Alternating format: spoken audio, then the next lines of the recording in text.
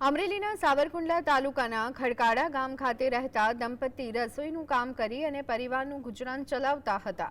ગત 19 ફેબ્રુઆરી 2025ના રોજ પતિએ પત્નીની હત્યા કરી હોવાની ધ્રુજાવી દેતી ઘટના સામે આવી. સમગ્ર મામલે પોલીસે આરોપી પતિની ધરપકડ કરી પૂછપરછ કરતા જાણવા મળ્યું કે પત્નીની અન્ય વ્યક્તિ સાથે આડા સંબંધ હોવાની શંકાને લઈ અને પતિએ આ પ્રકારનું કૃત્ય કર્યું હોવાનો ખુલાસો કર્યો હતો.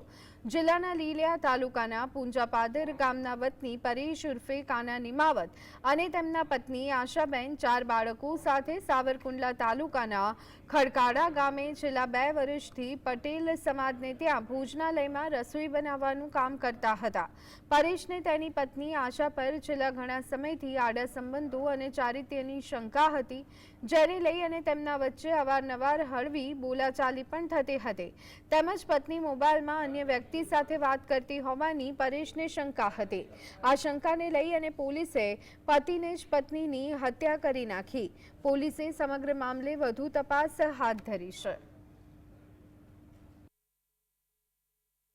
18 તારીખના રાત્રે પરેશભાઈને તેમની પત્ની સાથે આડા સંબંધોની શંકા હોય ઝઘડો થયો હતો, ઝપાઝપી થઈ હતી, પણ બાળકો ઉઠી જતા શાંત પડેલ. રાત્રિના 4 વાગે પરેશભાઈ ફરીવાર ઉઠી ગયા અને બહારથી કોસ લાવી પોતાની પત્નીને પેટના ભાગે 7 થી 8 ઊંડા ઘા મારેલ.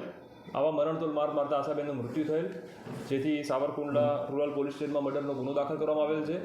આરોપીને તાત્કાલિક અલગ અલગ LCBની લોકલ ટીમો બનાવી ઝડપી લેવામાં આવેલ છે. હાલમાં આરોપી અટક કરવામાં આવેલ છે.